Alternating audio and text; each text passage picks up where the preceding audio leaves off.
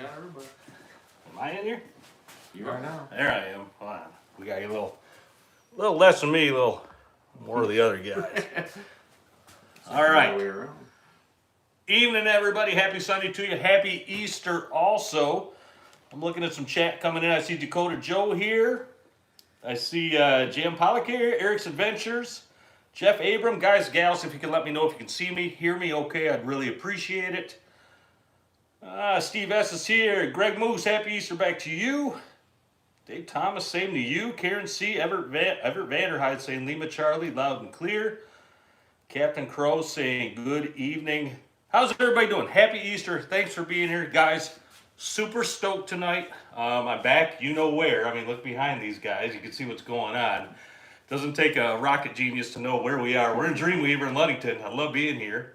Happy Sunday night. Don't forget these live streams are brought to you by Dreamweaver Lures. They're happy to sponsor these things. So I'm always happy to come down here and just poke around and look at all the good stuff. We're happy to have you. I appreciate that. Anyway, my name's Chris. I run Dark Blue Charters in Manistee, Michigan. If you want to take a look at the website, that is down below in the description.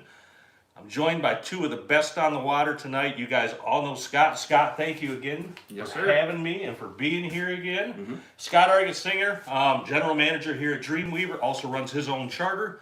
Fantastic guy, great fisherman. And then to my left, Captain George Freeman. George, hey Chris, thank you for being here.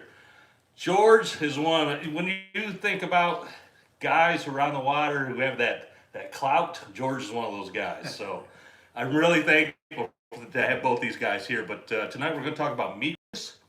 And when I first saw meat rigs, who I'd want to get as a guest, George was at the top of the list. So thanks again for taking the time out of your guys, both you guys, your busy schedule. Easter Sunday, guys, gals, make sure to give them a thank you on the comments.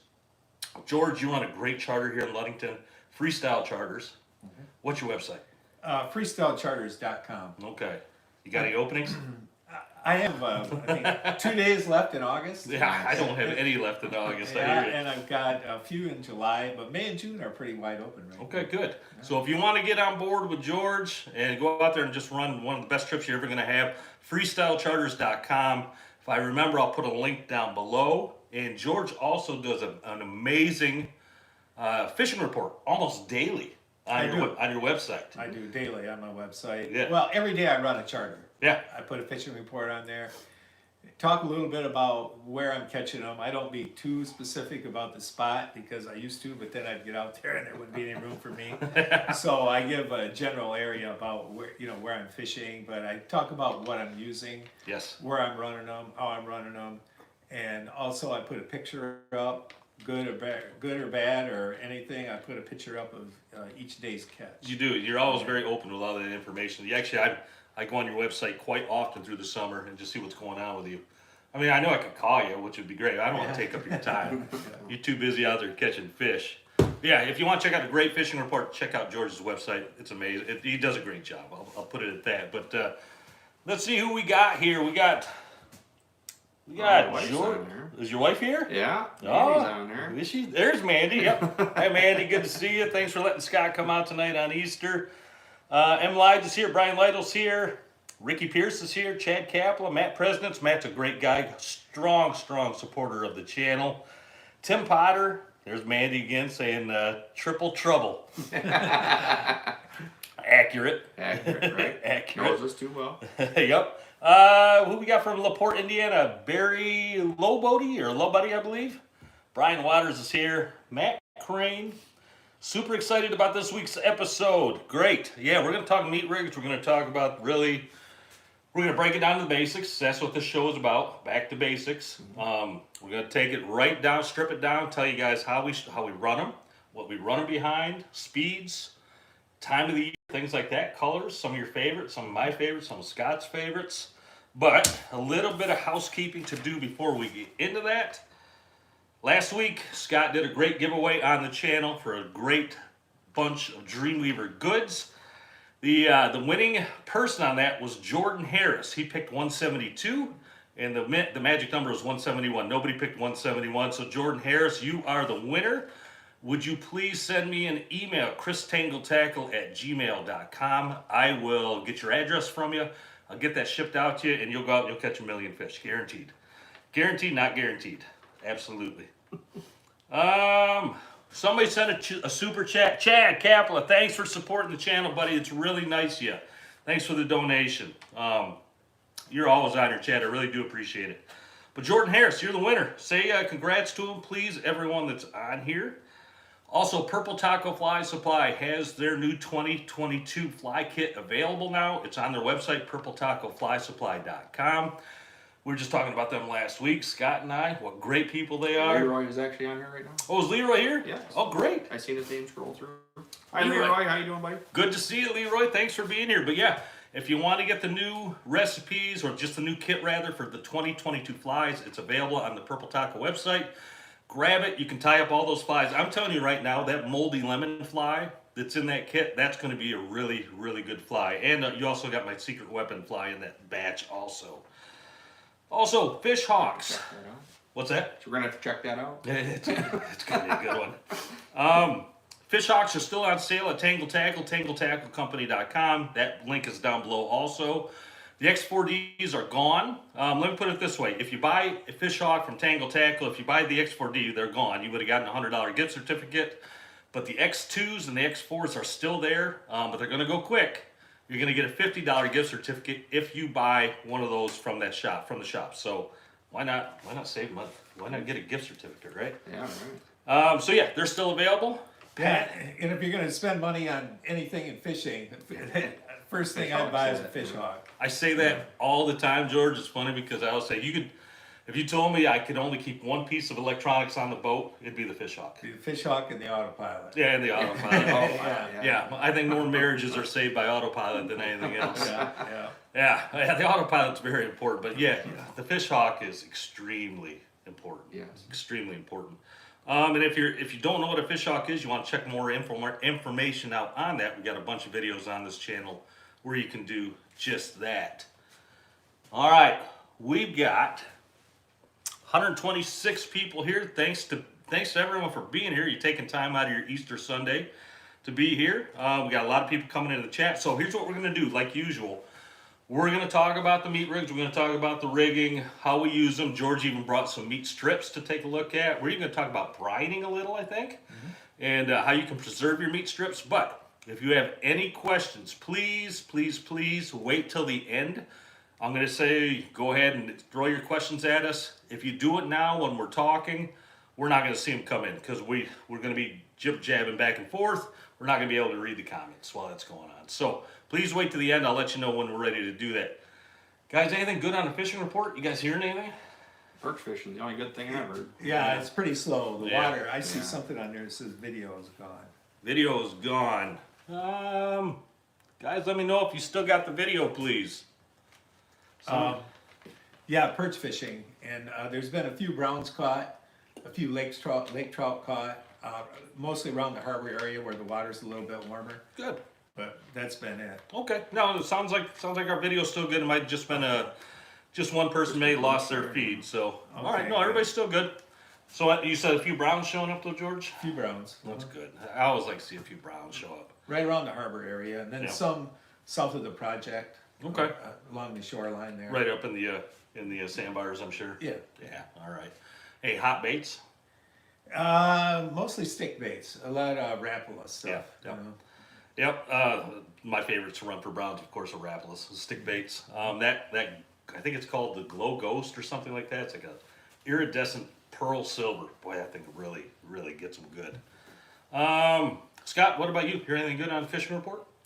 You know, like I say, just perch fishing. I heard the water's cold out there. Yeah. They're getting a few browns up in Manistee from what I heard. Yeah. But very few. That's what I'm hearing too. Just scattered at best. Yeah. Yeah. I mean, these south winds we're gonna be getting this week should help out. Oh, it's going to help out tremendously. We get some of that warm weather, stick around for a while. You know. How soon do your guys' boats are in the water? Is yours in yet, George? No, it's not in. I got a couple boats in front of me that they want to get out. It was supposed to be in on the 15th. Okay. But it's probably, I'm looking at the middle of next week. Okay. Yeah, I'm looking a couple weeks myself. Scott, what about you? Probably next weekend. Yeah. Yeah, I'm waiting in line myself, like you are, George. The guy that's got to dunk it in has got something going on for a couple weeks, so I'll get it in then. Gives me a little time to get some more projects done too. Been having a lot of fun working on the old girl. All right, so let's kick this off though. Let's talk about meat rigs. Been getting just a ton of emails and other messages on this. People want to know about meat rigs. People are intimidated by meat rigs, I think, when they're first starting off. It looks like a giant contraption. You know, how do I run this thing? You know, I got to put meat on that thing someplace. I got to do something else. I don't know what's going on, but I put a poll out about 3 days ago asking everybody what's their experience with meat rigs. And I got 320 votes on it as about 2 hours ago. And the options were you're a highly skilled meat rig angler, not highly skilled, but you kind of know your way around them. Third option was tried them a few times, still figuring them out. Fourth one was never tried them, willing to learn. That's a good attitude. And then the last option, which I thought was funny, never tried them, have no desire to try them. 2% of the people picked that one. They want nothing to do with meat rigs. 5% of the people said they're highly skilled meat rig anglers. I don't think I'd even put myself in that category. But I would say over 70% of the people, though, are right in the middle, where they're still learning them. They may have never tried them, but they want to learn more about meat rigs because they know they catch fish. So that's a pretty good indication that a lot of people out there want to start getting into meat rigs. Let's figure them out. Let's talk about them. Scott, what are we running meat rigs behind? Let's talk about this first. What is a meat rig? I'm sure we got some down. Yes, we do. Yes, we do. Why don't we show people what a meat rig is? A meat rig is a series of 3 teasers followed by a meat head.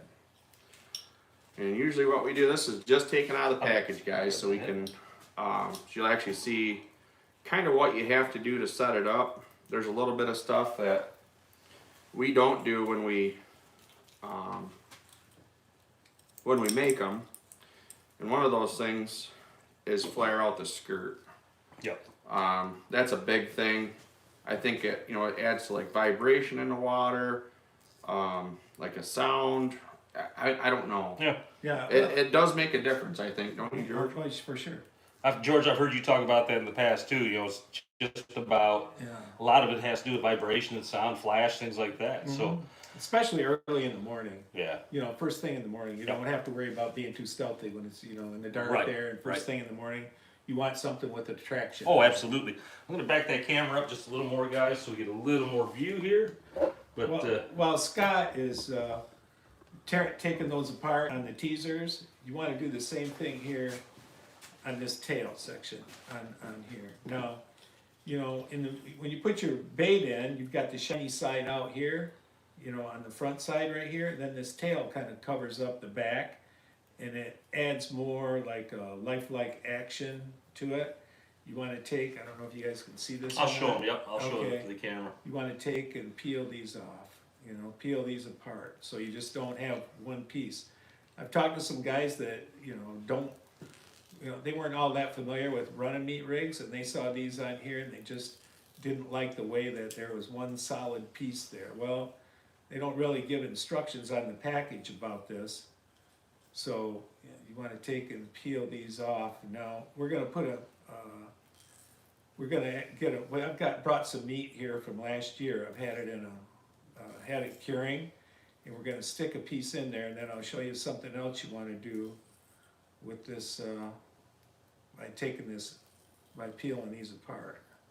That's one thing right there I didn't do for the longest time was actually flare that stuff. Well, the teasers I did, but I never flared that out for a long time. Yeah. And it wasn't until I think I talked to you a while back, George, you said, yeah, flare those things out, get a little more action and noise in the water, more flash. Another thing too, guys, is with these teasers, as you can see, they come just like that. You kind of want to flare them out if you can. Just take your finger, go right on the inside of it, and kind of push it out a little bit. That'll give it a little bit more of a flare. And that's just something, It's the little things. It's the little things like that that'll, hopefully give you more fish, put some extra fish in the boat for you. Hey, 1 or 2 more fish a day is always a good thing. Yeah. And you want to do that every time you bring it up. Yep. Like if you bring it up to check your meat or something, you just don't think, well, I did it first thing in the morning, I don't need to do it again. Just do it again. Yeah, flare absolutely. it out. Because sometimes, they do go back. Everything's got a memory. This stuff is pretty solid tape. It's super stiff. It doesn't seem to hold its shape very long. It run through the water. But It's you gonna make run it through the porous, water, yeah. you know, just that force alone is going to push it back down. George, I'll grab that from you. I'll show it up to the camera Sure. there, so people can get an idea on exactly what a meat rig is. So, like Scott said, you're going to get two different pieces here. Well, two things Yep. in the package. You're going to get the meat head itself, and you can see what George is talking about. Is he's taken that thing was all stuck together like a big piece of tape. He's taken each one of those and stripped them apart individually, so they're going to make a lot of noise going through the water. This is the meathead portion of the rig. Scott's got the teaser portion of it. Dreamweaver has 3 teasers We do. on their rigs. I've seen some places that have 2 teasers. Some people have 4. Some have 4. I've seen them with Yeah. 4 also. But that's what it should look like, guys, when it's all said and done. If you guys can see that. Yep. See how it's kind of poofed out a little bit. You know, and you always, you know, when you're running these, you always make sure you pull them down. There's a stop right there and a bead on the top as well. You just want to make sure that goes right to the right to the bottom of that head. Absolutely. And that'll keep it puffed out as well. Yep.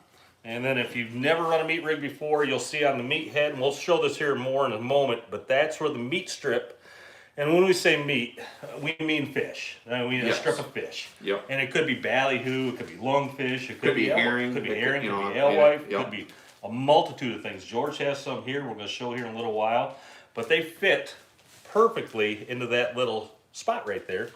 And you're going to lock it down by just putting a toothpick right through those holes. And I do have another meat rig video on this channel that I show the entire process on this. If you're curious to get more in depth on that, you're welcome to check that out. But let's put this thing together so we can know exactly what it looks like. All set up.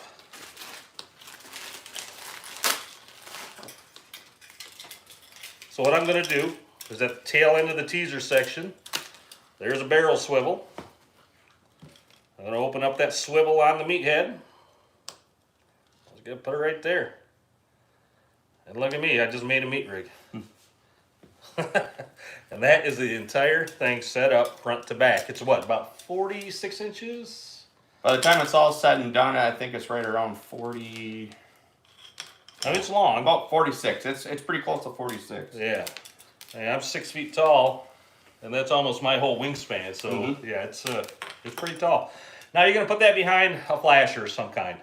Right now we got a Spin Doctor, black double crush. Good Spin Doctor. 10 by the way. inch. 10 inch. Yes, we highly recommend. I do run a lot of meat rigs on 8 inch. I still do. Oh, yeah. I do. I do like, as well. Yep. Yeah. But I do like 10 inch meat, or if you're gonna run a 10 inch Spin Doctor, I always think of meat rigs. That's just an excellent meat rig Spin Doctor. Put it right on the back there. Dreamweaver has these new double swivels, so you can just attach that right on, off on, really easy. Guys, gals, that's it. I mean, that is a meat rig or a cut bait rig or Yep. whatever other name is out there to call these things. You go run that thing through the water, divers, diamond riggers, yeah. coppers, even some cores sometimes. Yeah. Some guys run them on Yeah. cores. You can really run these things on anything out there, and they're going to produce some fish. I mean, that's a general overview of it. Let's dive a little bit more into the meat and potatoes on these things. George, if you would be so kind to break out that meat strip that you had there, Okay. and we'll show people exactly how, if you don't mind, No, exactly how that goes into that bait head. I might need a paper towel here, Scott. Well- Now, one thing, excuse me, you don't want to shy away from this meat because of the odor. You know, I mean, it does have a strong odor to it, and that's part of the attraction. This is a Dreamweaver Premium Strip. This one has been in my refrigerator since last season. I've had it in curing in some salt water and borax mixture, but as you can see, it's still pretty shiny. What you do is just take and put that head in there. Now, sometimes they don't, sometimes they're a little fat right here, or they're a little wide right there. So you want to keep a pair of scissors with you on your boat, so you can trim that down a little. This one has already been trimmed, so it's going to fit right in there. Just take and fit it in, kind of shove it up, and then do we have here's a toothpick? Yep. All right, we got a toothpick here, and let's see, we'll put it through. If I can get the head there. There we go. Now, when you break this off, excuse me, you don't want to just stick it in like this, right? You want to take and break it off, And then you got a little bit sticking out here. I mean, that's not too bad there, but I'd still like to trim it a little bit more. Yep. So just like this, there we go. Now, you've got this strip right here.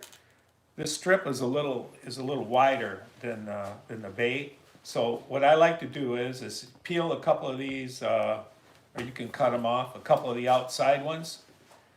So I like to have it about the same width as my cut bait. Okay. Same width as the strip itself. Yeah, it's a same great width tip. as a strip. Yep. So there we go, right there. So you can see it's, you know, I cut some off there. I didn't do a very good job there. I usually cut it up a little closer. But so you've got some, you see how that is there? Now, if you wanted to get real technical, this blends pretty good, but if you got a shorter piece of meat, you can even trim this off like into the shape of the tail. Mm-hmm. All right, now. You this, like put an angle across those yeah, teasers? Put an angle across Yeah. those teasers. Yep. Now, this right here, I like to run mine. This strip is a little bit long. Okay, I like to actually run mine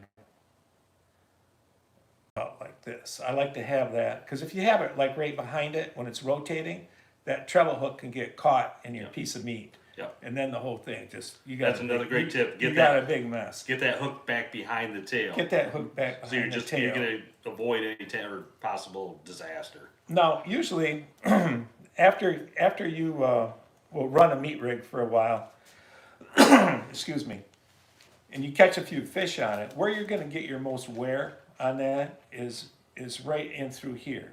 So Dreamweaver and some other companies have put this piece of plastic on here.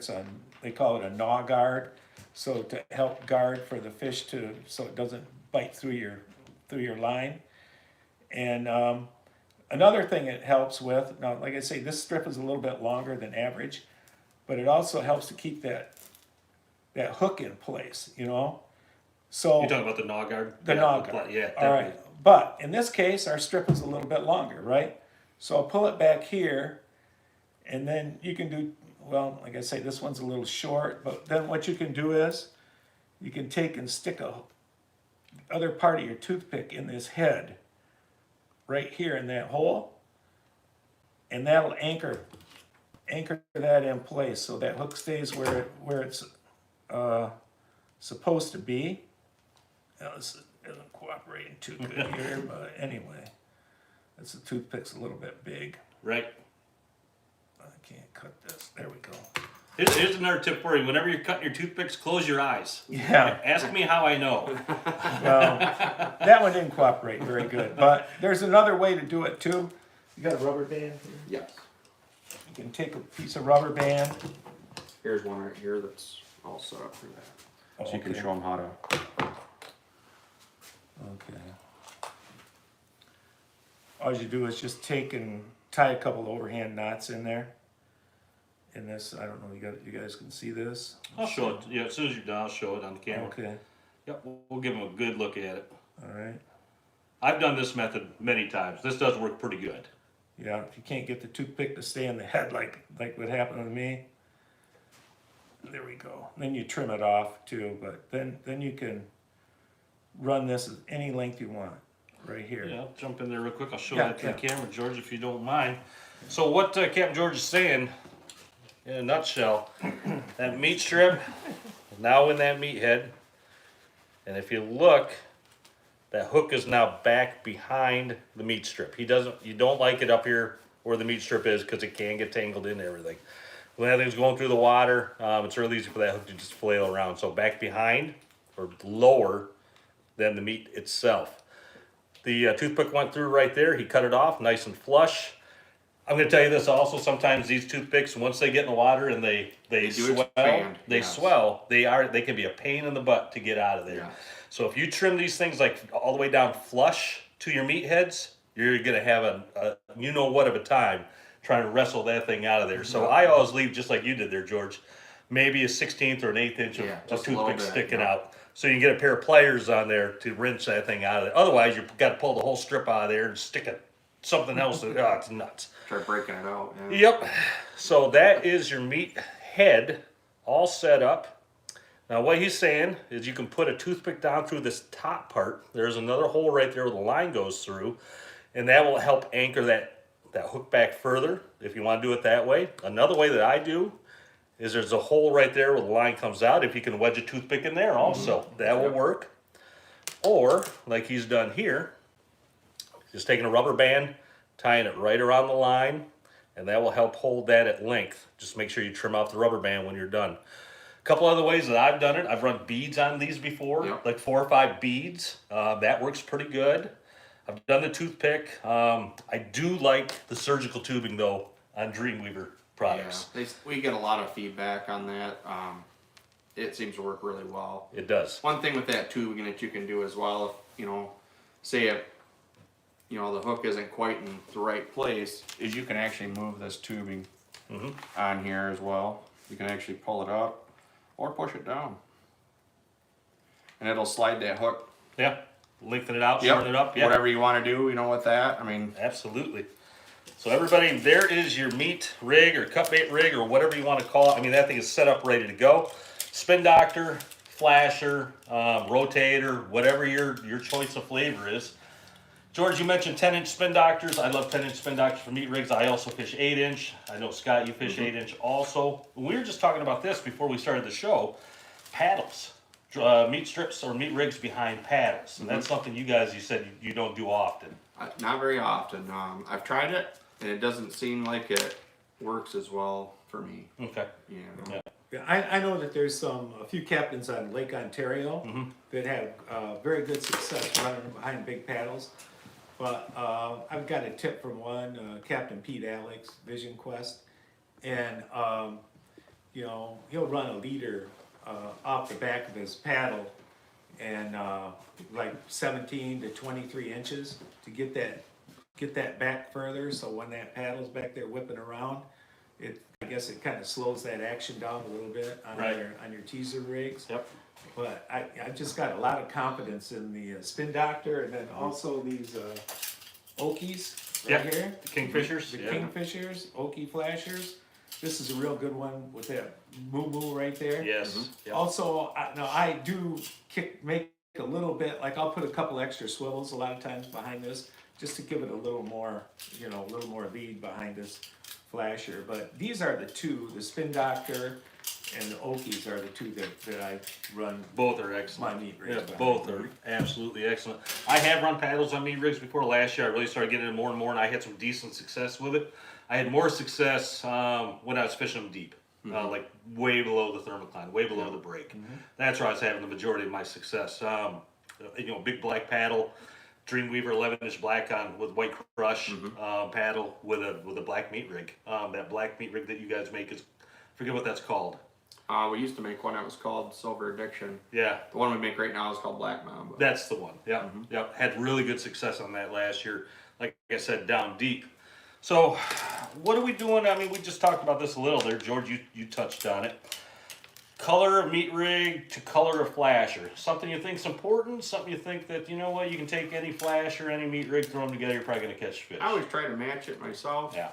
You know, if you're like first thing in the morning, I know we talked about this last week, as glow. Yeah. You know, something that glows usually works the best. Yeah. First thing in the morning. Definitely. And that moo right there is the. I mean, that's a good morning. The morning destroyer. Yeah. Yep. Absolutely. Well, that's got two things going for it. It's got the glow, and it's also got the, you know, the noise factor. You know, the more action factor. Yep. So absolutely. Yeah, because some of the other Dreamweaver meat rigs, they don't have these type of teasers. No. They have Mylar teasers. Yep. Which are much softer, and they don't make that kind of racket. this, excuse me, this right here is a Pickled Sunshine. Now, this is another one I run first thing in the morning too. That's good. Put that in my pocket. Yeah. This right here, this is a killer. This works all day long.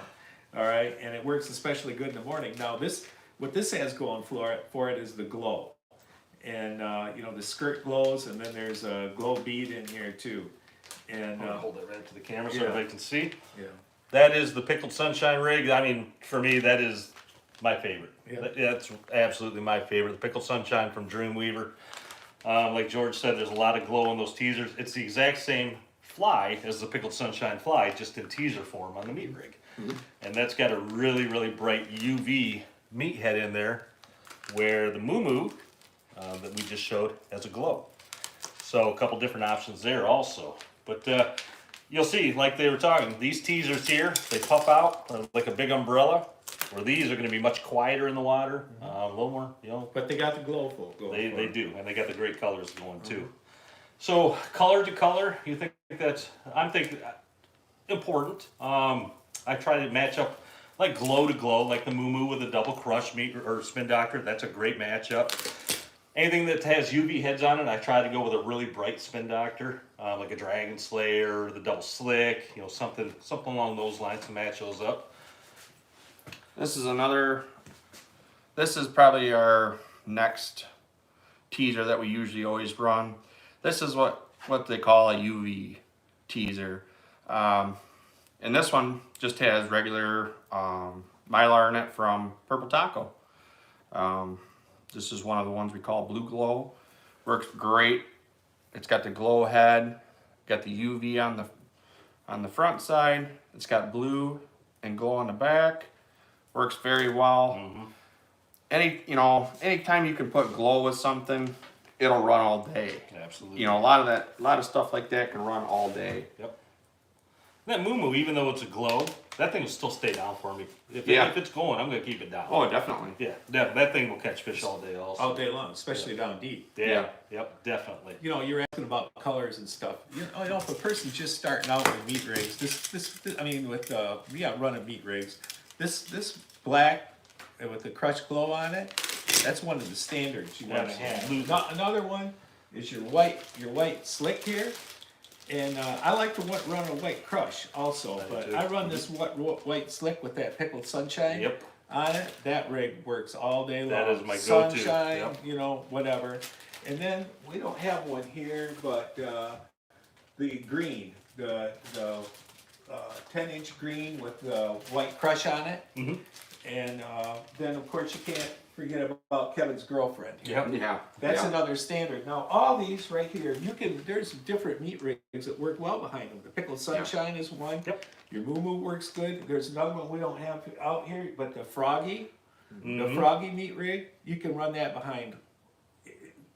Any one of those behind that black crush, the white slick, the white crush, Kevin's girlfriend, or the green crush, you know. So I guess the answer to the question is, there is no answer to the question. Do you have to match colors? I mean, it helps. It helps. But if you don't have to. Yeah, if you don't, I mean, there's a lot of combinations here. I'm looking up there and I'm thinking, well, I could run a lot of different meat rigs with that spin doctor or that color over there. And really, it's kind of fun to experiment and figure out what your hot rigs might be on your boat. Because you ever notice that my hot rigs might not be the same as your hot rigs or your hot rigs? It happens a lot. Yeah, absolutely. And it's something either, you know, if you had to retie it, your lead might be a little bit longer. Yeah. Especially with your heads, because a lot of times that's the first thing that has to be retied. Is the ones on your heads. Yep, absolutely. You know.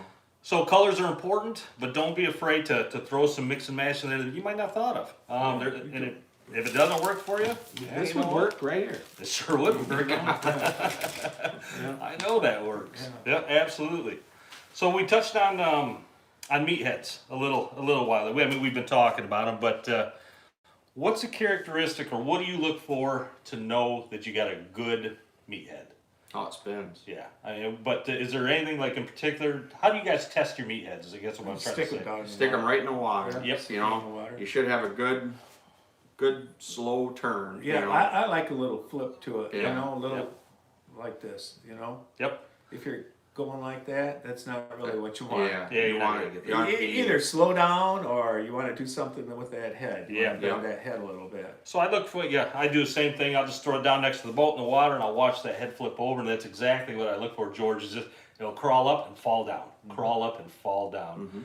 About one spin to every second and a half. I don't know what you guys think. A little, maybe, second, 1.8 to 2.1, Yeah. something like, but I'm not looking like Yeah. this. Yeah. at my watch. We're just looking at it going, yep, that looks Yeah, good. I mean, after a while, you look at something, you go, yep, that looks pretty darn Yeah. good. And George, you nailed it though. If you got a meat rig that you throw down in the water and you're taking a look at it and that thing is just cranking, either tweak that meathead or slow your boat down. Yeah. Because something's too fast. something's way wrong there.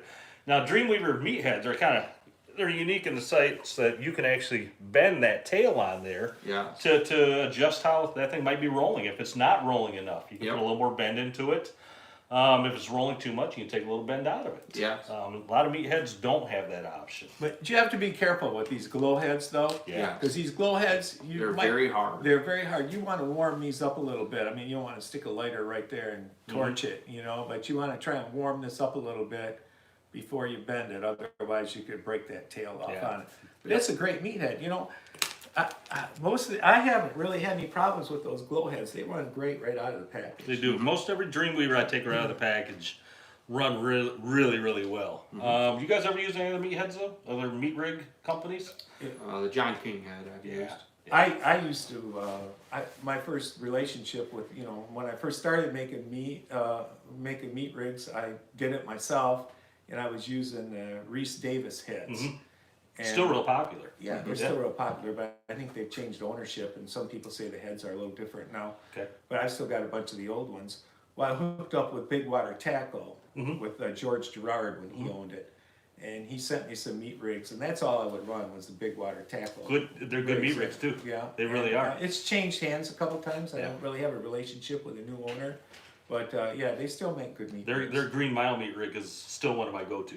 Yes, That's yeah, a great yeah. behind a live wire spin doctor. Yeah. That thing really works. It works behind a lot of them. It works behind that black. Oh, one, too. absolutely. Yeah. Yeah. Scott, you mentioned it, but John King, King Meatheads, he makes fantastic meatheads. Yes, those they're a little bit bigger than ours. I mean, you can get almost a whole like alewife for. Yeah, he has two different I mean, sizes. yeah, the if you large get and the extra large. Yeah, if you get the big ones, I mean, man, you can put a whole herring or alewife in with them, and I mean, they work exceptionally well. Yeah. They have a great twist to them right out of the package as well. Well tuned. Yep, well tuned. I mean, he's got that figured out for sure. And there's nothing to He did say. very good. There's nothing to say you can't take your favorite Dreamweaver teaser rig and run it with a John King head, Exactly right. or a Rise Davis, or Or whatever. even the diabolical heads. That's I was another gonna one I say, used. last couple of years I've gotten diabolical more and more. They have an excellent meat head. Yes. And Big weenie. Big Weenie makes an excellent one. One guy out of New York that I saw under his gear last year was GRC. I don't know if you guys have ever heard GRC trolling flies. He uses John King heads, but ties his own teasers. And excellent meat rigs. Yeah. So, if you're looking, obviously we're all Dreamweaver through and through here. But if you want to expand, John King, Diabolical, GRC, Big Weenie, there's some really good ones out there also. Yes. Yeah. Yeah, Atomic makes some good. Atomic, Yeah, yeah, Atomic, yeah. yeah. Forgotten about Atomic. You know, I find that a lot of the people out here from New York really run Atomic more than we do here in Michigan. Oh, yeah, for Yeah, sure. He's but got a huge following. he does, and his products are good. I've Yes, learned before. very good Yeah, product. he's very Tom Allen, very conscientious. Yep. You know, with what he does, believes in it. Yeah, good product. Okay, so we talked about speed, or on the meathead itself, rather. We like that nice flip, that nice roll. We talked about colors a little. Do you guys adjust your leader links at all on your meat rigs? Or you just run them pretty much standard right out of the box? Right out of the box. I don't ever change them. You know, if you have to retie them, I try to get them as close as I can. Yeah. Back to the original. Yeah. Do you ever shorten them down? I have never. I've never shortened. I it. have. I actually chopped off. Well, it was a break off on one. It actually got tangled up and broke. I chopped it down to a 2-fly rig and actually had good luck with that thing. So you never know. I mean, Yeah. I know people that run them. All they use it for is the teasers. Yeah. They take our rig and cut it apart, use it for the teasers, and they extend it out. Right. I mean, some of them are 4 and 5 feet. I mean, 5 feet long. Just the teaser rig itself without the head. Right. You know, so Yeah, I'm going to make an effort this year to try and kick that lead out and fish them a little bit more behind the big paddles, like you were talking about, deep, Yeah. Deeper. Yep. And That moo really shines down there, like I said, behind that big black paddle. Yeah. 11-inch. That really works well. Moo and then the other one that we were talking about, the Black Mamba. Yep, those are both excellent. All right, I was just thinking about something else I want to talk about there on lead, but I think we covered that pretty darn well. Meat strips. I mean, we have the pre-cut meat strips here today. They come pre-cut. Can you get them from Dreamweaver online? yes, Okay. they're not available right now. We Yeah. still don't have our meat yet. We've been getting promised for a month now Okay. that they're on their way, but we have yet to see them. Okay. And you can ship that. Yes, Yeah. we can ship them anywhere. Great. Okay. There is another way to do meat strips, and that's if you buy the whole herring strip, which is really hard to come by these days. Yes. Back 5 years ago, you could get it anywhere. Red Get the green label, pack, and blue label. Yeah. And that was when you'd actually take a whole piece of herring, you'd cut off a side like a fillet, trim it down so it fit into some of those bigger meatheads like the John King extra large or the Super Mags, I think he calls them. It seems to be though in Michigan, because of the availability issue with the whole herring, most people are now running the strips. And I ran a bunch of whole herring back in the day, and I've run a bunch of regular strips, and I think they both do equally well. Maybe some days one outshines the other, but most days it's going to average out. I know guys that, still casting that for them, the alewives off the piers. Oh, Use those. some guys run sabiki rigs. I see them out there, Yep. catching the alewives. Yep, absolutely, to trim them down. I know up at the shop at Tangle Tackle, we have a product called 777, which is a new meat product. I had never run it, to be honest with you. I don't know anything about it. Me neither. But I've been told it runs really well. But I've run Dreamweaver strips for a long time, and I'm a believer in those. They do catch fish. Yeah, I especially like the ballyhoo strips. They're durable. Look how shiny that is. Yeah, that's from last year. Yeah. So you talked about putting that in a brine, George. I think your brine and my brine are almost exactly the same, but could you talk a little about that? Yeah, well, I'll give credit where credit's due. I learned about that when I first started fishing. This herring. I went to John King's website. I think it's Michigan Sportsman or something, but you can look it up and find out. And he had a good tutorial on there about how to brine the fish. Yeah. And, Yep.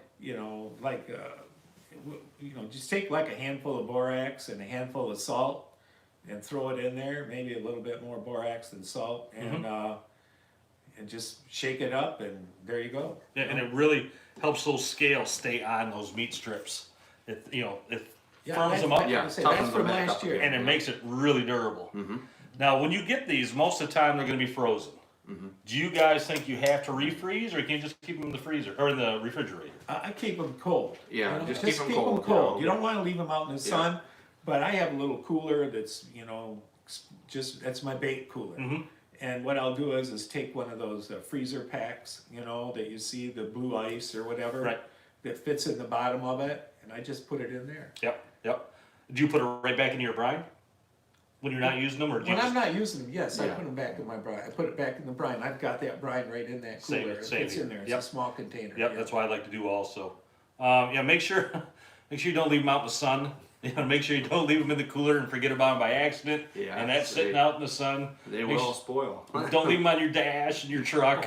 They will. You'll find them. You won't see them. You'll smell them. You'll smell them before you see them. That's for sure. Yep. Take good care of them. But like George's saying, I mean, those things right there. Well, he brought her from last year, and they're still as good as you could run that thing tomorrow and be fine with it. No doubt, you'll get another year out of that thing.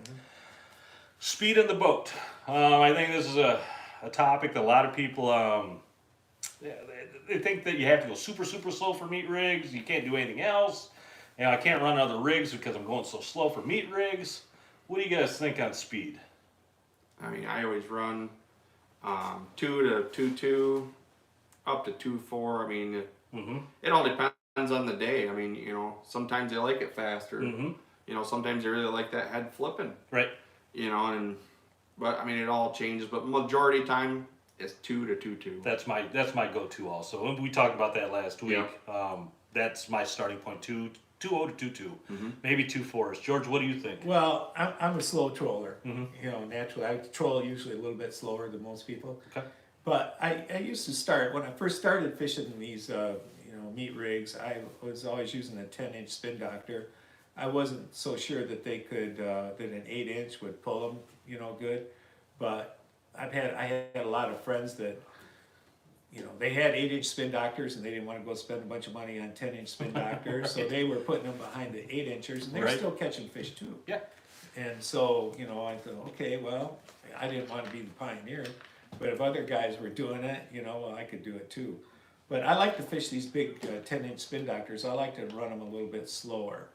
And, you can still, like when the Kings are in, if you're in August, you can run those Captain's Choice cut plugs with them. Yes. You can run your spoons with Definitely. them. Yep. You can run, you can run about anything going Absolutely. that slow. Yep. I mean, and But I'll run them, you know, like 1.8 to 2.2 Yeah. generally, and I'll kick it up a little bit more if I'm not catching fish. Sure. You know, if I'm not catching them, I'll play with the speed. But when, you know, when I'm starting out in the morning, that 1.8 to 2.0 is where I like to start out. If I'm at 2.0, okay. Yeah. You know, 2.8, maybe I'll bump it up, bring it down a little bit. I'll just see how the fish are It's not, reacting. it's not like they're not going to catch a fish, maybe if you're a little bit faster also, because I've had long lines out making a turn Yeah. and my board goes off on the outside. Yeah. So it's my fast board, one of my fast boards with a meat rig on it. So I know they'll still bite them at faster speeds as well, but I think you guys both nailed it. 2.0 to 2.2, maybe even a little slower. Slower 1.8, yeah. Yeah, so don't be afraid to run these things in your spread. I almost always have one meat rig out per day. And if it's going, I'm putting more out there. And then there's sometimes I have almost all meat rigs out.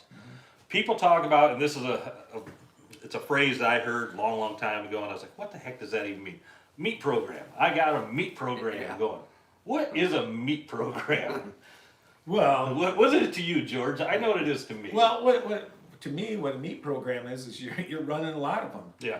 You know, and that's when I first started out. My meat program was one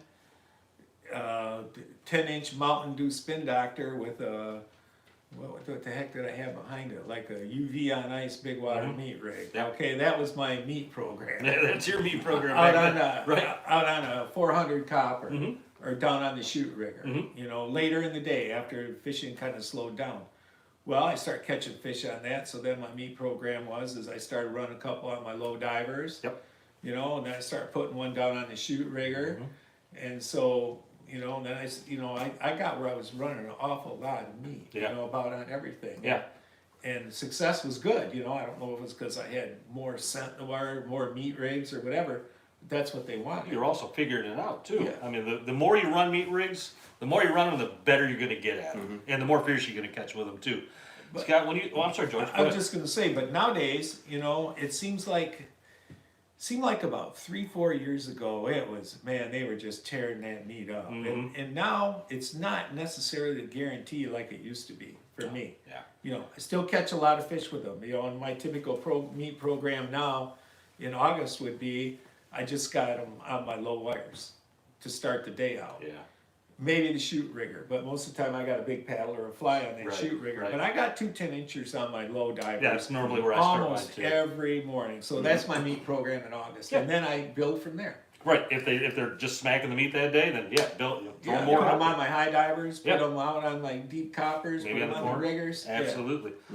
Yeah, I think people shy. You know, they hear the word meat program, like, oh man, I got to be some kind of super scientist to figure out this meat program thing. Really, it's George nailed it. It's however you want to do it. Don't think you two guys are talking in the fishing shop because oh man, my meat program's really working, and you go, what the heck does that even mean? It could mean anything. Your meat program could be one meat rig out on a diver. Yeah. Or it could be 15 meat rigs out on everything. On everything, yeah. Yeah. So You know, don't be afraid to experiment. You know, I mean, that's the biggest thing we always say right. is don't be afraid to experiment. Right. You know, I mean, try it. You know, if you've never tried it before, you know, there's a lot of good rigs that you can, you know, like your go-to rigs. You know, George talked about it earlier, that white slick with the pickled sunshine. That is probably a go-to rig for Absolutely. probably 90% of the people. If you're gonna that start off fish. with I a mean, if you're rig, gonna yeah. start out with one, that's the one you start out with. Yeah, and go from there, and play with your speeds, and play with the different presentations, downriggers, divers, long lines. Play with those different things. I mean, I have run those meat rigs up to 3 miles an hour Yeah. and still caught fish. Oh sure, yep. I got fished with a guy in New York. His slowest speed he would go was 3 miles an hour, Wow. and he was just like, you gotta find the fish, you know, you gotta cover some ground, you know, and that was his biggest thing. He's covering ground. Bill out there. Demmerly was his name, great guy. He's not with us anymore, but I mean, he's a great guy. He used to run charters back in the day. When I first started here at Dreamweaver, that's where we went. That's where we met him, was out there. Yeah. And I mean, and the stuff he did, it just blew your mind. You're just like, wow, we need to slow down. You know? Right. But, you know, I mean, he proved us wrong time and time again. Every time he took us out, we were catching as many fish as we wanted to catch. You can do it any which way you want. Yeah.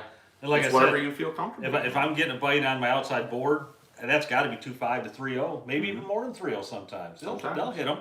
So I guess bottom line on that, do not be afraid to put these things out in your spread. Have one out there. If you're a small boat, 2 guys in a small boat, say just have one out on a downrigger, one of your divers. If you're running those 6, 2 long lines, maybe 2 divers, 2 riggers, have one out there someplace. And if it really starts going, have more out there. Yeah. Get ready to Put put another one more, out. put more out there. Yeah. Right, but do watch your speed. When you do get a bite on a meat rig, take a note on what your speed was. If you're running a fish hawk especially, make a note. What was my speed at the ball? If it was this and this, I can go back and duplicate that. Take a note on your direction too. If you're going into the waves, with the waves, against the or cross current on the waves. Take a note on all that stuff and try to reduplicate it later in the day. Current has a lot to do with how our baits work out there, George, you gave me a great bit of advice a few years ago. You said, hey, the devil's in the details. It's the little things that really, really matter. If it's an 18-inch lead on your spin doctor to your fly, make sure you got another 18-inch lead out there. Pay attention to the small things. Yeah, that's really important. And so, come from him, I listened. Guys, I'm sorry, I just lost my train of thought again. I was reading a comment and I lost my train of thought. One thing we haven't talked about is like what kind of lead to run, off the ball or off the dipsy. Yeah, yep. We're saying run them off the dipsy or run them off that. Absolutely. Yeah, so what's your go-to off cannonball then for the downrigger? Well, it fluctuates a lot. My go-to used to be I would run my deep one pretty short, actually, about 15 feet off the ball. Yep. And then off my other riggers, like my outdowns, I'd run 3 riggers. I would run those maybe 20 feet. Yep. 20. I'd kick those out a little bit, now, and I run them. I could run my outside ones out maybe 23 to 25 feet, on those. And on the divers, I remember I looked over my notes before I came here about a talk that I gave several years ago. And, I wouldn't want to have my diver leader really much longer than my rod. So if I got a 10-foot rod, I might run 12 feet, because if you get a meat rig and a snubber back there and stuff, one guy can't really do it. Right. I've given up on that.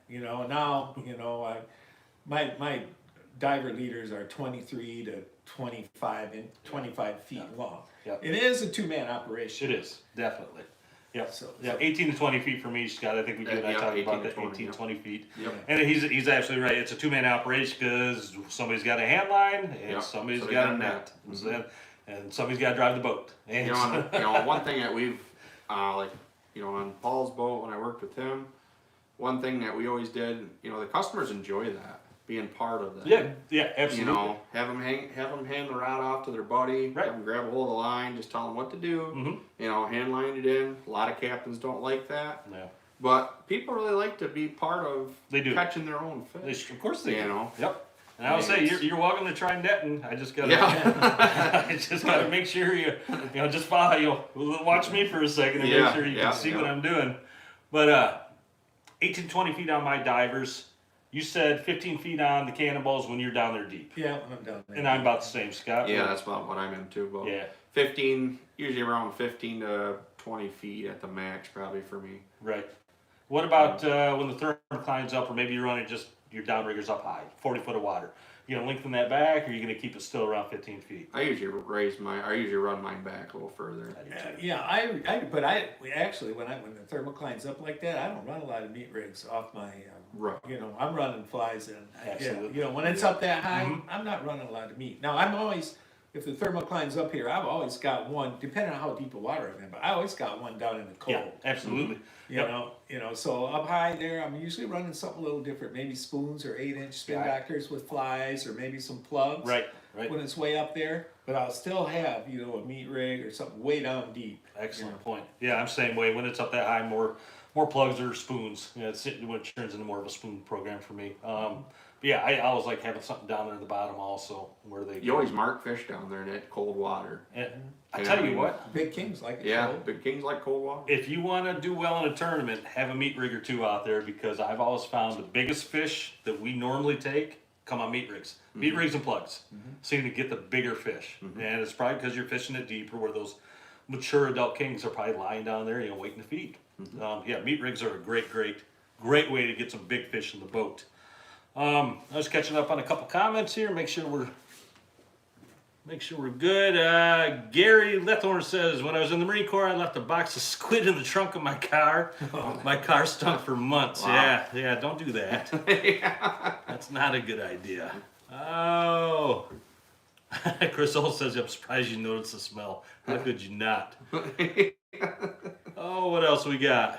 Buddy left 3 walleye in the live well when he put the boat away for the winter. Oh my God. Wow. Yeah, he says he should have sold the boat. Yeah, no doubt. Is the swivel necessary after the last teaser, where you're hooking the meathead on, I believe is what he means. Mm-hmm. I think it's absolutely necessary for this thing to be put together. You could, I guess you could tie it direct to that leader or that ball swivel if you wanted to. That double I know barrel. guys that run bead chains off the back. Yeah, yeah, There's some guys that run, they'll tie it all in one piece. yeah. Right here, this is the swivel he's talking about? I believe so. All right, well, the big water rigs that I used to run, and still, they still, as far as I know, they don't have a swivel. Nope. A lot of rigs There's out no, there. no swivels, but what this really does is helps where you can, like I say, if you want this teaser, but you want to put another head on, it's an easy way to take care of it. And this is, in here, like I said, this here, or maybe up here, are gonna be the places where your meat rig is gonna fail on you. Right. So if you want to retie it, it used to be you'd have to cut it off and retie the whole rig. Right. With these, you can just put it on, tie this much and then clip it on with the swivel. Absolutely. I've actually had meat rigs where it's been down to like the last 4 inches, behind the teaser because I've cut it down so much and the thing still catches fish. Yeah. All right. I had a comment on one of my posts. Somebody wanted to know, okay, great, we're talking about back to the basics on meat rigs, and I think we covered most of the basics on meat rigs. But he wanted to know some advanced techniques, or like, if you could give anybody one bit of advice on meat rig fishing, what would it be?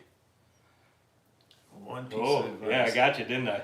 Well, Make sure your head's tuned. Make sure your head's turning. That's probably the biggest. that is the biggest. It Yeah, is, that's yeah. probably the biggest thing that we can tell you is make sure your head is turning Yeah. and make sure it's turning right. You don't want it, like George said, you don't want that thing just back there just flipping back.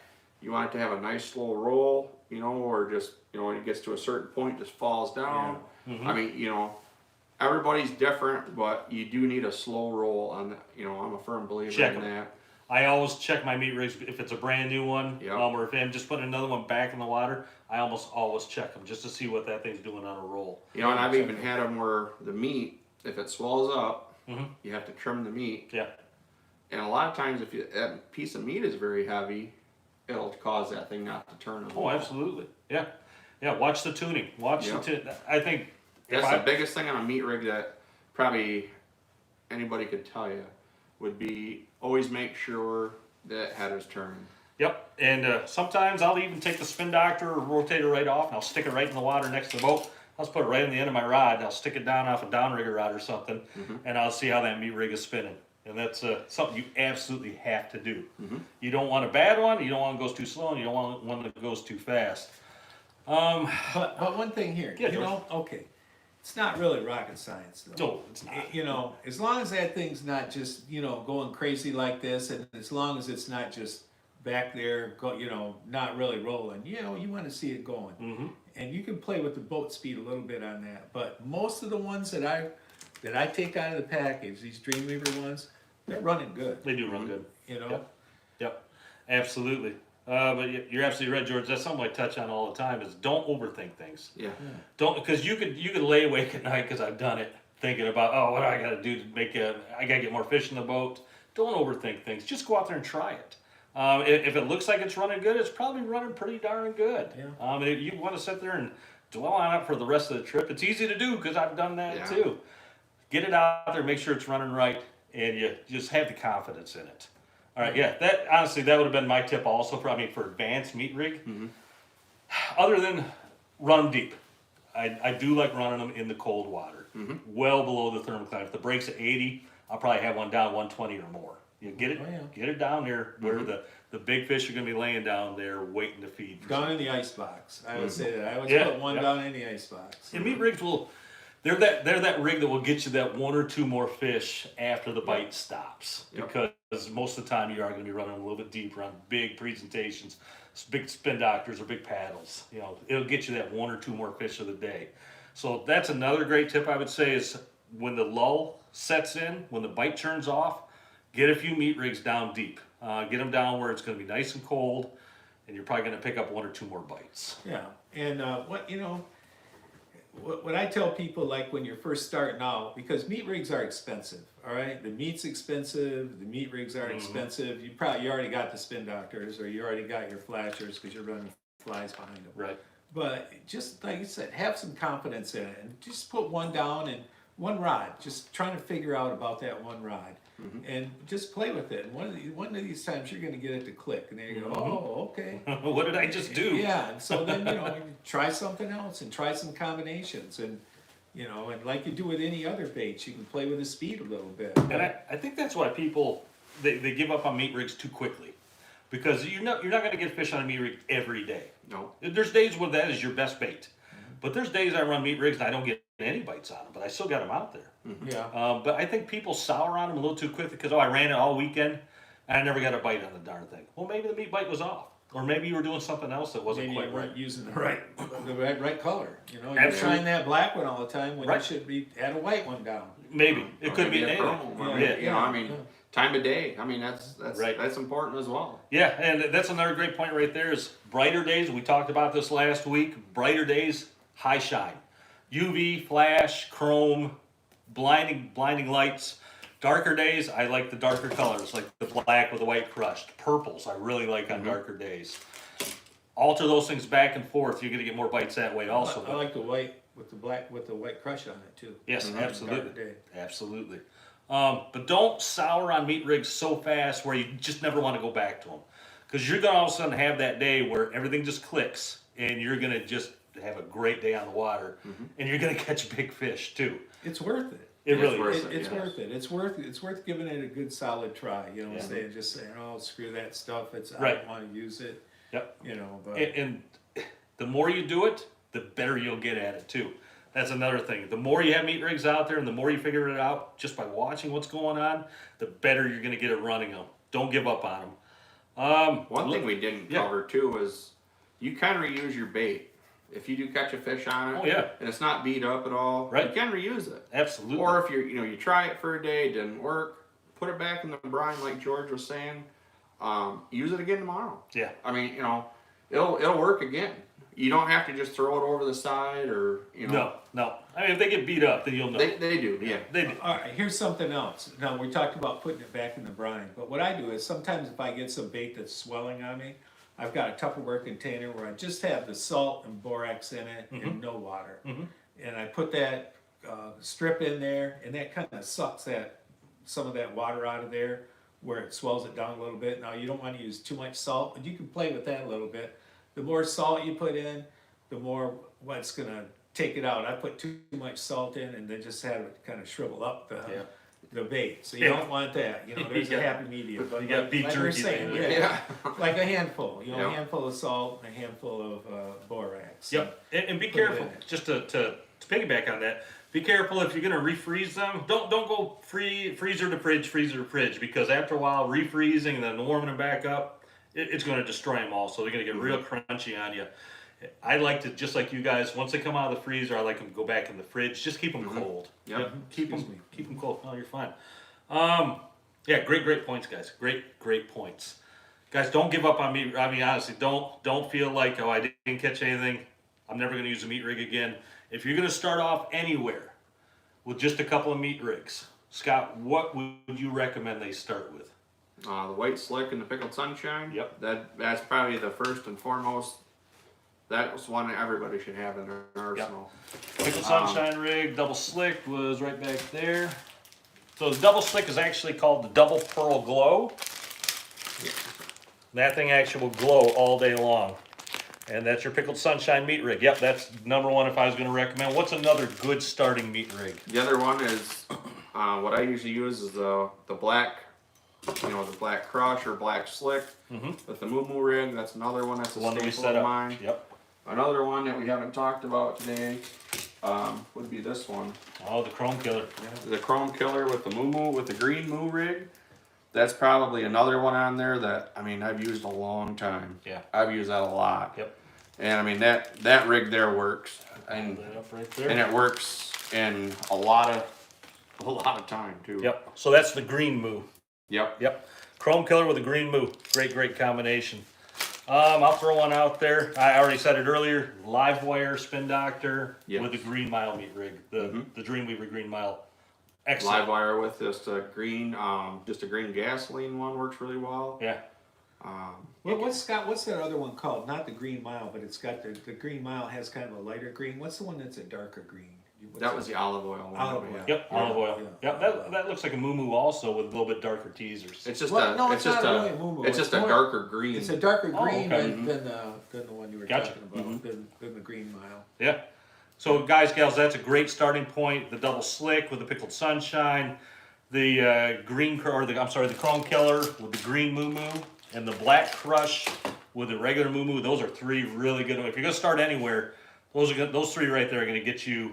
If there's a fish around, you're probably gonna smack They're one probably of those. gonna. All right, I like to add one to that. I 100% agree with this and this, and this Chrome Killer, it's one of my very favorites. We got that pattern from Tom Allen and from Atomic. Okay. That's why there's one. Yeah, the Atomic- that's who we actually painted that blade for. Yeah. Was that All was right. for him. Now, it's this one right here. Not the Kevin's Kevin's girlfriend. Kevin's girlfriend. No right way. there. Kevin used to be my first mate. That's who this is named after, and they call it Kevin's girlfriend because actually Willis Ketteridge from Thunder Duck in Grand Haven actually made this pattern.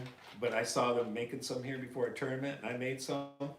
We started running them on our boat, and Kevin got accused of sleeping with it because he ran it so much. So that's how it's got Kevin's girlfriend. He did awful things to it. This right here, but with this pickled sunshine meat rigger, Yeah. that's a killer right here. And Yep. you can also run, you could run anything behind it, but a froggy works good too. Oh Froggy yeah, meat. yeah. Yep, definitely. Another one of my favorites, green gas behind a chrome frog. That's another really good one. Yep. There's tons. There's just so many combinations. Yeah, there is. and, and We're don't be talking afraid about to the basics. experiment. Yeah. That's another thing. Don't be afraid to experiment. That moo rig with a white slick works wonders Oh, as absolutely. well. Yeah.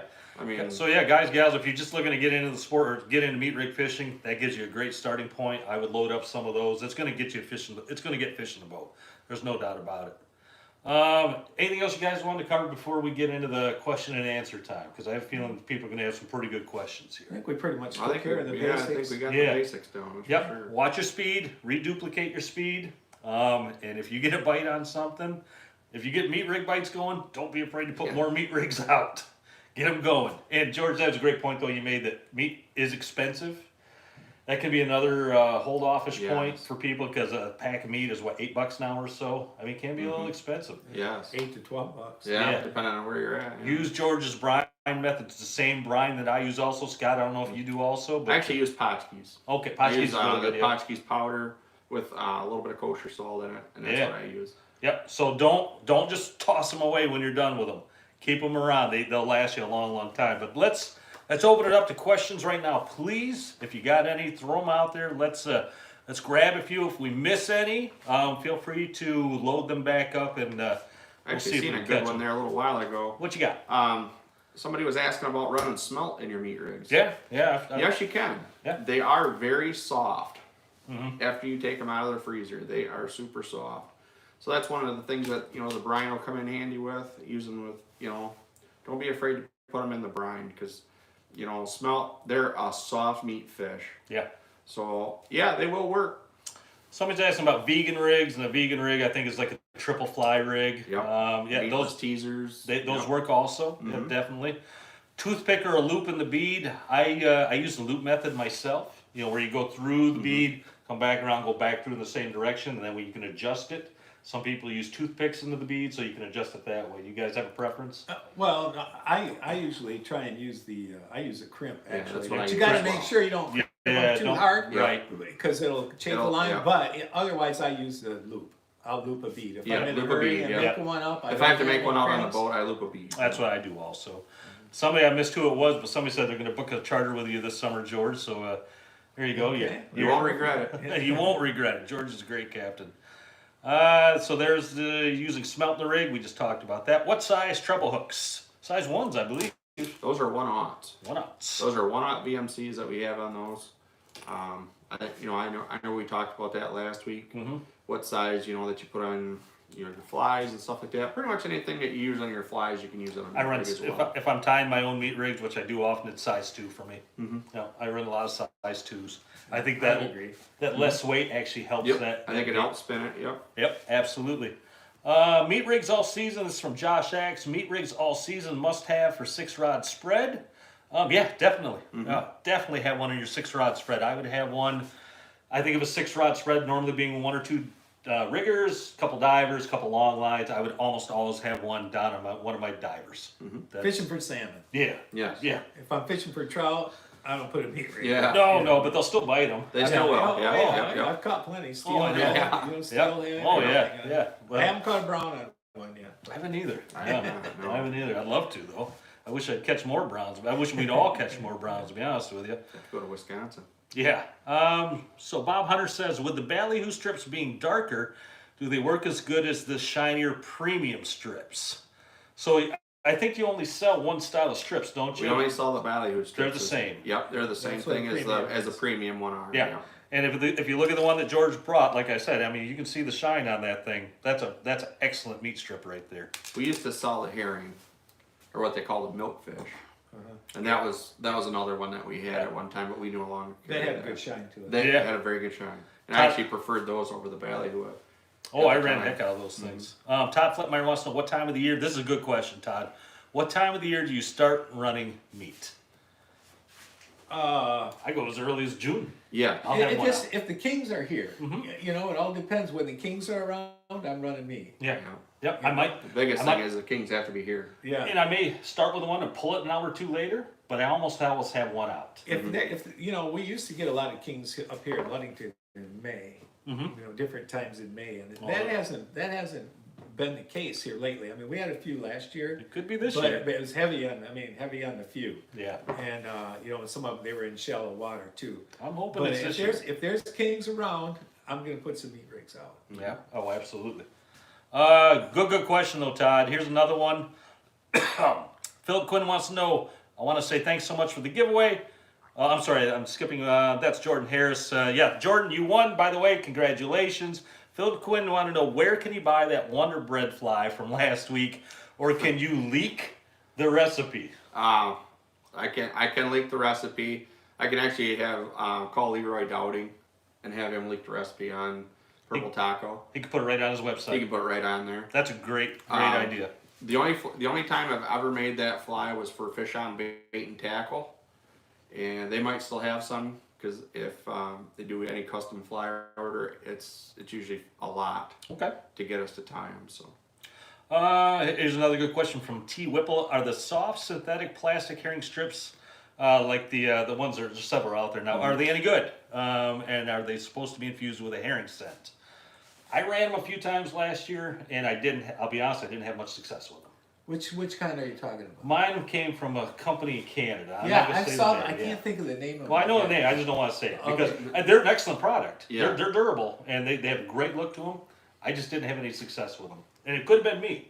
So that's why I don't want to say the name and think I'm trashing these guys because they look like an excellent product.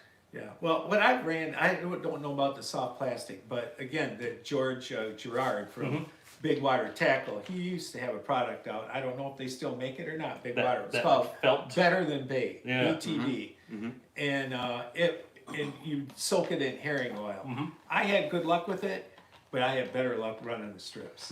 I do as well. think as long as I can get my hands on the real thing, I'm going to go with the real thing. Yeah. It's a good question though. There's a lot of them out there. Oh, let's see here.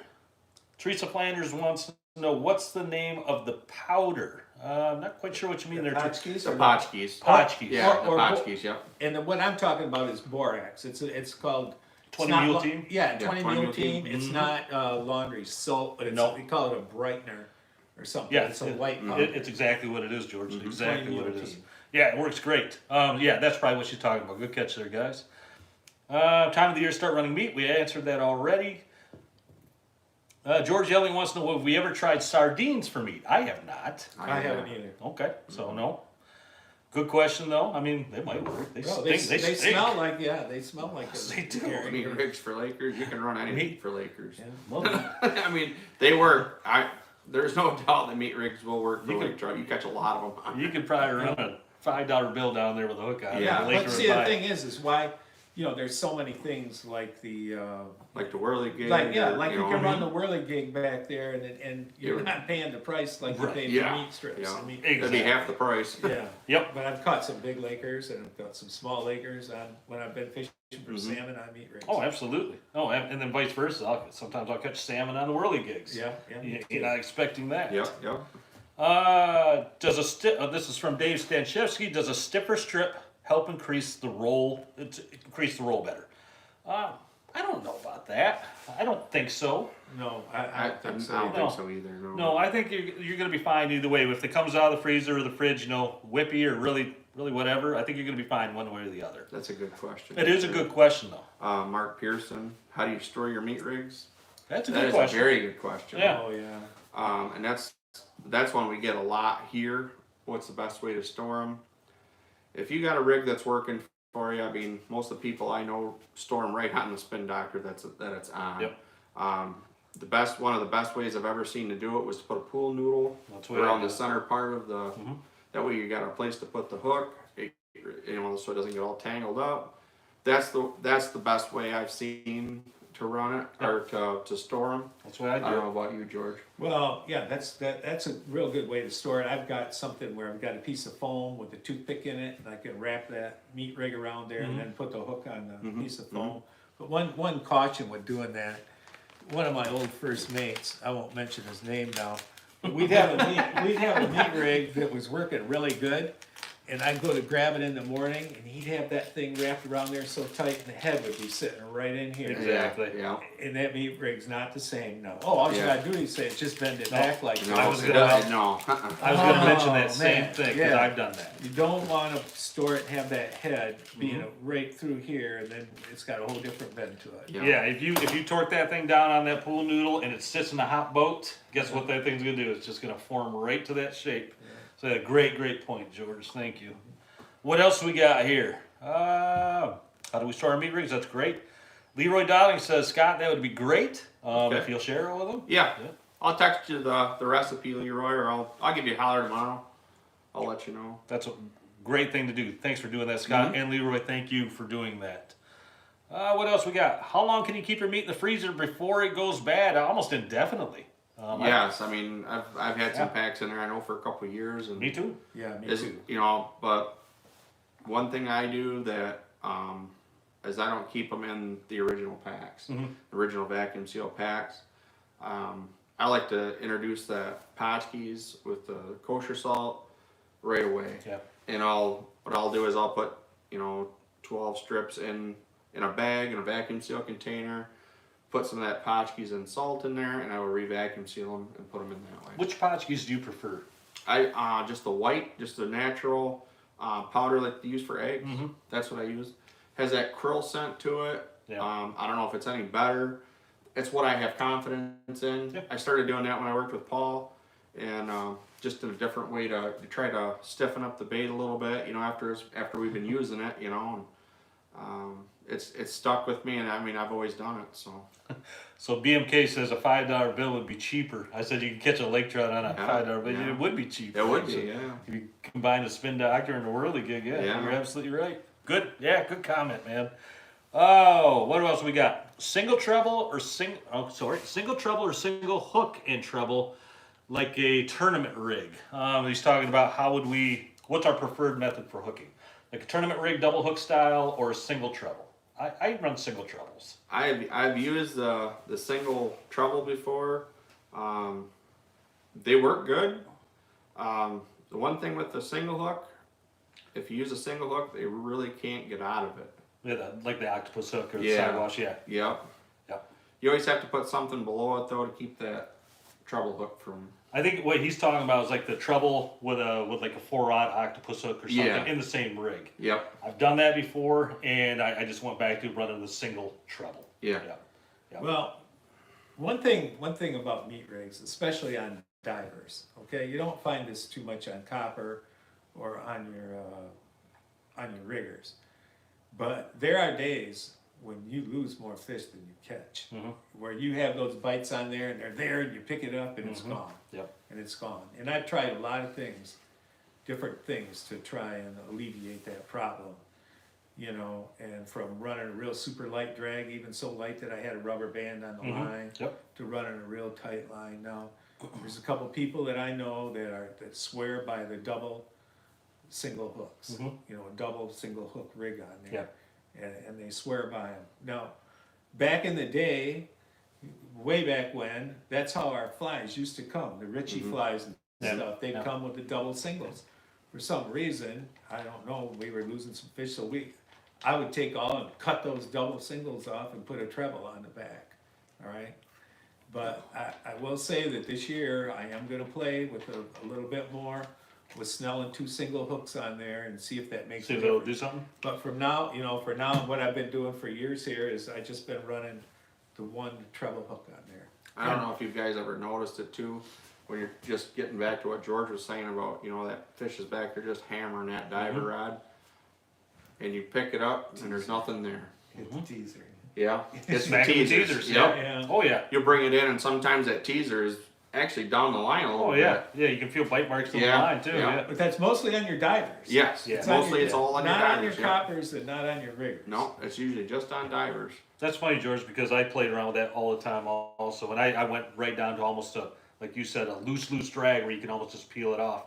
And I think you want to give that fish the ability to take a run, rather than pulling against that diver and the snubber and the long lead and the flasher and everything else. You want to give it the ability to take off if it wants to. But, let me know how that works out. I will. Yeah, I know I'm that- seriously going to try it. That company I mentioned earlier, the GRC trolling flies, they make meat rigs with, all of their meat rigs have the tournament style, the double hooks. So, and Tim Potter, you threw a $5 super. Tim, thank you very much for supporting the channel. It's very nice. Yeah, everybody say thank you to Tim for me. I do appreciate that also. I see one on there about Yeah, you we got- store meats in mason jars in the brine in the fridge. Yeah, you can do that. Yeah, absolutely. I usually I have some Tupperware containers that I put them in, but mason jars would work fine. I use Tupperware. You also. just don't want to, when you're taking it out, you don't want to drop one on the floor. That's Right, why I right. changed. Because your to- Tupperware won't break, but Exactly. the mason jars, you gotta- You Jason C, is Dreamweaver going to make glow infused meat? Probably not. Okay. That's one thing we've never talked about. I don't think we really need it. It's probably a good idea. That'd be more where your plastic strips, your rubber strips come in. Yep. Some of those strips are glow. Some of them are Yep. UV. Some Yep. they have all sorts of crazy. That one has a Kevin's girlfriend pattern on it. Yeah. Things or a blue jeans pattern on it. They have a crazy pattern. Yes, yeah, they have some good ones out there. Yeah. How do you keep your wife from getting creeped out with all the ballyhoo in the freezer? Mike Potts, that's a great question. I have two. I have mine, and my wife has hers. I have my own drawer, so you know that's why I have. I've got my own freezer and my own refrigerator. She just looks at mine and she goes, "What?" Yeah, good question. This is a great question. Ever use a stinger hook off the treble? We just talked about that. Yeah, I think that might be an excellent way to keep more fish on there. I know you get them on an octopus hook. Yes, They're not coming. They're not coming off. They're not No. coming off. No. They hook really I have well. run the double singles with Paul before, and I mean it works. Yeah. I couldn't say that we've never lost a fish on it because we've had that same thing happen where I mean it's just wrenching on that diver and I mean and you pull it up and there's It's nothing gone. there. Yeah. But you don't know where it's biting. Right. That's you don't know if it's a head of the head where they're biting or you never know it's a teaser. Josh Axe, thanks for the super chat, buddy. He says, thanks, guys. This channel is awesome. This channel is awesome because of the awesome guests that I get to have on here and because of all of you as well. You guys really make this channel. So thank you, Josh. And Joe Morton for also throwing a super chat on there. Joe, thank you very much. You guys are the reason this channel is possible. So thank you. What else we got here? Bob Hunter says Blue works earlier in the year for him. I found that Yeah, also. I yeah. think blue is a great June color, May-June color. And what else we got? Does Dreamweaver make a chart showing the color combinations of spoons, spin doctors, and flies? So like a chart showing which to rig with which. I don't think We you do did. not, Yeah, I no. don't think you did. We have a color chart that shows all the colors, but we don't have one to, match them all up with. Yeah, but if you go on this channel, I mean, if you go back in last summer, you can see all the combinations that I'm normally running. And these combinations not just come from my experience, it comes from talking to guys like this also and learning from these guys what they like to run. So feel free to jump on there, and you're going to find a lot of information back on those earlier videos. Joe Morton, you're welcome. Thank you. Ken Kip says channel is great. I appreciate that, Kim. Oh, I think the comments are starting to wind down. Joe Roberts, sorry you're late. That's fine, Joe. Just happy that you're here. We are 85 minutes in. I said we wouldn't go. I was hoping we wouldn't go over an hour. We went over an hour. Guys, gals, we're going to wind it down right now. If you got one more comment or two, just throw them in there. We can catch them. Other than that, we're going to wind her down. Happy Easter, guys. Happy Easter. Thanks. George, thanks for being one here. thing, I saw a couple of comments on here. Some guys that maybe look at my website and stuff know that I did break my ankle last year on July 21st. Had an unfortunate accident with a ladder that kicked out from under me. But so I had Adam Knudsen and a couple other captains run my boat. They did a great job. And but my ankle's healed up now, and Now you're so back. I'll be back. My Good. reports will start, being online when I start fishing. Great. Again, check out his website, freestylecharters.com. If you guys need anything from Dreamweaver, Scott, I know they can always call you. Yep. Phone number's on the website, Yep. dreamweaverlures.com. Or just jump in and check out all these videos. You're going to find a lot of information on Dreamweaver and everything else. There's a question about how long before the fish hawks will ship. That I don't know. What I know is they're shipping directly from Fishhawk, so it's up to them, but it should be very, very quickly. Just one thing before we leave, guys. We got some meat rigs and spin doctors out. We might as well give them away. What do you think? You want to give them away? We'll give them away. Hold on, don't go anywhere. Scott says we got to give some more stuff away. That's one of the good things about coming to Dreamweaver. We always Yes. like to give you stuff I to was give just away gonna start for a putting. good giveaway. I was just gonna start putting stuff in my pockets. Scott. You don't have to give stuff away. Well, we appreciate everything you do for us. All Right. you guys, out there supporting us, supporting Chris. It's great. It is. Thank you very much for all that. You guys are always got great questions. It's it's a great time to do this. And we talk about that. Like just last week when we got done with the show, I said to Scott, man, well, there's some good people on Very here. good people here, yeah. Yeah, and they ask great questions. And we both talked about that and agreed on that we talked about that for 10, 15 minutes last week. Yeah.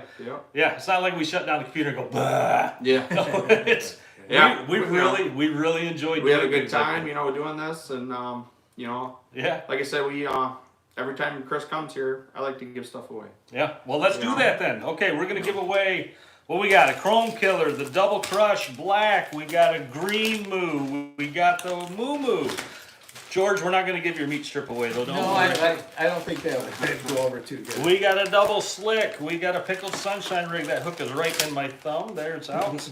We've got, what is that one That's a there? good rig right there. That is the Blue Glow. That goes with this one right here. That goes with the teasers that you had. That's an excellent combo Oh, right here yes. too, especially when it's sunny out. Yes. What's that? That is a yellow dot on a chrome with a UV crush with a yellow gasoline meat rig. Yeah, that is a good one. What else we got here? Looks like a blue bikini. Looks like a green bikini. We got a green gas, if I'm not mistaken. Yes, we got all sorts of stuff here. This would be a great starter kit, guys. Just something we kind of threw together. I run all of this stuff myself. I know George runs a lot of this stuff. Don't be afraid to experiment, with them. I had them all together as kind of like a kit that I could rubber band them all together for you. Just as a way, this is what I would run with this. This is what, but you guys do whatever you want with it. Don't be afraid to experiment. That's a big point. Yep, and if you're looking to start up a new kit, take a look at what we just showed you. It's a great starting point. All right, we'll do the same as last week. We're going to have you guys pick a number between 1 and 1,000. Don't do it now. I have to throw that out there every time because all of a sudden I'll start getting million numbers. YouTube actually crashed on me one night because I said go ahead and pick a number, and I had like 5 million numbers roll in it, and YouTube went. And I didn't want to get banned from YouTube, so wait till this video posts. Pick a number between 1 and 1,000. Closest number, or the person that hits it right on the right on the money, you're gonna win all this stuff. And you even get this custom made moo rig from Captain George here. Yeah. All ready to go. all ready to go, already split up, everything ready. Man, excellent. All right, so yeah, pick that number once it's done. Guys, again, thanks for being here, Captain George, Captain Scott. Thanks, guys. Thanks, guys. Next Sunday, we're talking about plugs. We'll have a new guest next Sunday. We're talking about plugs. We'll be here at 7 o'clock. I'm out of here. I got to turn off the phone. Have a great Easter, everyone. Take Thanks, care. guys.